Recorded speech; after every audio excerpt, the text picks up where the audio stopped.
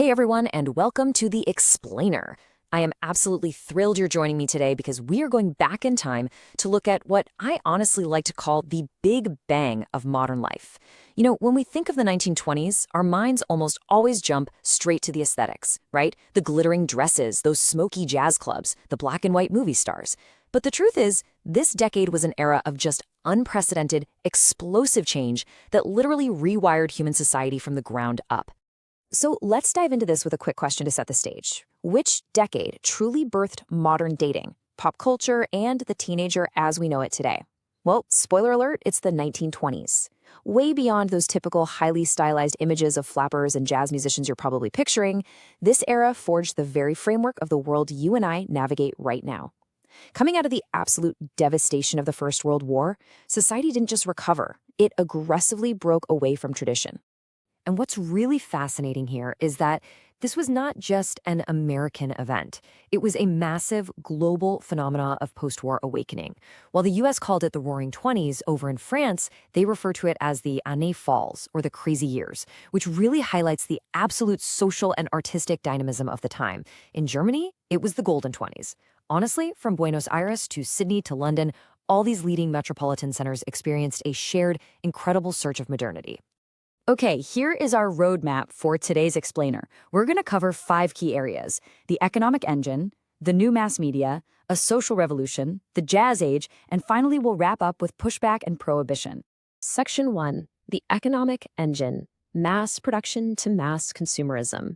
So, the transition from a wartime to a peacetime economy was essentially the spark that lit the fuse of the 1920s.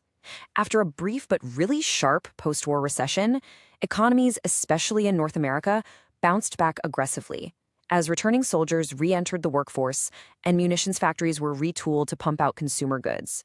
We were officially entering the age of mass production, and the numbers are just staggering. 27 million. By 1929, that is how many motor vehicles were registered in the United States alone. To put that into perspective, before World War I, cars were luxury goods reserved for the absolute elite. But thanks to Henry Ford's company selling a whopping 15 million Model Ts by 1927, the automobile was suddenly this commonplace tool for the middle class. I mean, you can only imagine the sheer chaos of early traffic jams as millions of brand new drivers suddenly tried to share dirt roads with horses and carriages. And this economic shift triggered a powerful chain reaction. Mass production drastically lowered consumer costs, which allowed the middle class to readily adopt not just cars, but telephones and electrical appliances too. To support this sudden boom, infrastructure had to expand incredibly fast. We're talking about massive road construction, new bridges, and electrical grids spreading all across the continent. This wasn't just some dry economic shift. It gave everyday people unprecedented physical mobility and power, fundamentally changing the psychology of the general public. Section 2. The new mass media. Radio waves and silver screens. Now, all this new money, extra leisure time, and electrical infrastructure, it laid the groundwork for the very first truly shared mass culture. People weren't just physically connected by new roads anymore. They were about to be connected by invisible waves and silver screens. Radio became the first mass broadcasting medium, launching a totally revolutionary mode of entertainment. For the first time in human history, millions of people across a continent could listen to the exact same music, the same news or comedy program at the exact same moment, right from their living rooms. And because these programs were heavily funded by advertising, the 1920s basically invented the mass marketing industry and the consumer culture that still completely dominates our society today. But this explosive technological transition absolutely wasn't limited to audio. It completely revolutionized the cinema, too, with the move from silent films to talkies. In 1926, Warner Bros. Released Don Juan with synchronized sound effects. Just a year later, The Jazz Singer became a massive smash hit with actual talking and singing sequences. It was a huge deal. By 1928, the industry had completely pivoted. Walt Disney released Steamboat Willie, introducing the world to Mickey Mouse with a fully post-produced soundtrack, and Lights of New York debuted as the very first all-talking full-length feature. This technological leap practically killed the old vaudeville theaters overnight, and birthed global movie stars as we know them. Section 3. A social revolution. Redefining identity. Okay, You literally can't give a generation cars for private mobility, independent spending power, and a shared glamorous media culture without sparking a massive change in how they view themselves. This era totally redefined identity, particularly for women who had just entered the workforce during the war and had begun winning the right to vote. The visual and social contrast of this era was striking. We went from the rigid ideals of the Victorian era, think restrictive corsets, a strict focus on domesticity, and lack of voting rights, straight into the reality of the 1920s flapper. The passage of the 19th Amendment in the U.S. in 1920 brought political equality, while new careers in offices and schools brought real financial independence. The generational gap between these two worlds was an absolute chasm. So, the flapper became the ultimate icon of the era. A fashionable young woman intent on enjoying herself and totally flouting conventional standards of behavior. Driven by innovative designers like Coco Chanel, clothing became much looser and more comfortable, ditching the corset entirely to empower a much more active lifestyle. Combine that with the privacy afforded by the new automobile, and dating abruptly left the heavily supervised front parlor. New social norms like petting emerged, and youth culture aggressively demanded freedom from the old controls.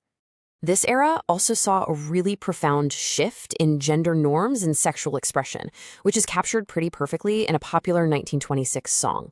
The lyrics go, "Masculine women, feminine men. Which is the rooster, which is the hen? It's hard to tell them apart today." This primary source perfectly illustrates how society was reacting to women adopting more boyish, streamlined silhouettes, and a general loosening of those rigid gender boundaries. Homosexuality also became significantly more visible and culturally discussed during this decade. Now, the geography of this social revolution was highly concentrated.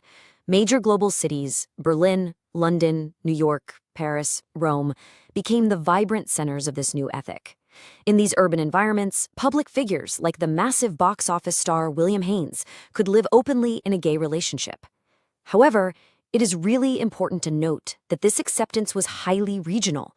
More remote or rural areas remained deeply conservative and profoundly hostile to these rapid shifts in identity. Section 4. The Jazz Age, a cultural explosion. So all of this newfound freedom, this shifting identity, and this urban energy, it needed a soundtrack. Enter the heavy hitters of the Harlem Renaissance: Louis Armstrong, Duke Ellington, Langston Hughes, Zora Neale Hurston, Bessie Smith. African-American literary, artistic, and musical culture developed at lightning speed during the 1920s. The sheer volume of artistic talent emerging all at once was just staggering. Jazz became the absolute dominant influence on popular music, serving as a defining soundtrack for the youth who were eager to break away from the somber, heavy mood of the First World War. And that music translated directly into sheer physical energy. Dance clubs absolutely exploded in popularity. Venues like the Savoy Ballroom in Harlem were the incubators for massive dance crazes, like the Charleston and the Lindy Hop, dances rooted deeply in African-American musical styles that completely took over mainstream popular culture. Classical pieces and folk music were actually being actively rearranged into dance melodies just to satisfy the public's relentless craze for moving to this new syncopated rhythm. Section 5. Pushback and Prohibition. The Limits of Change.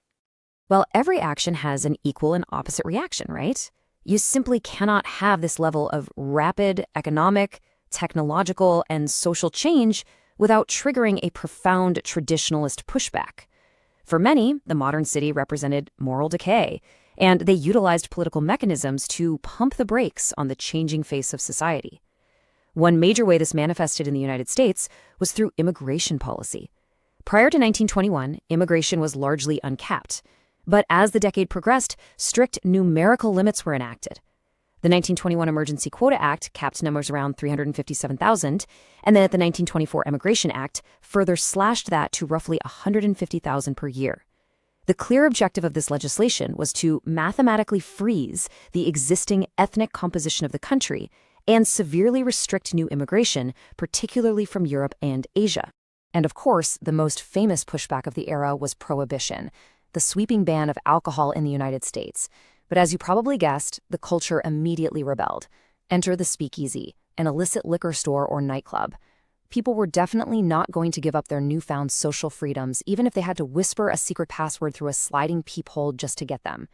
Instead of stopping the party, Prohibition simply drove the drinking, the jazz, and the dancing underground, which inadvertently fueled the massive rise of organized crime and cemented the era's enduring reputation for rebellion against conservative laws. Which brings us to a final thought I want to leave you with today. Is the modern world still fighting the exact same battles between rapid cultural change and traditionalist pushback that started back in the 1920s?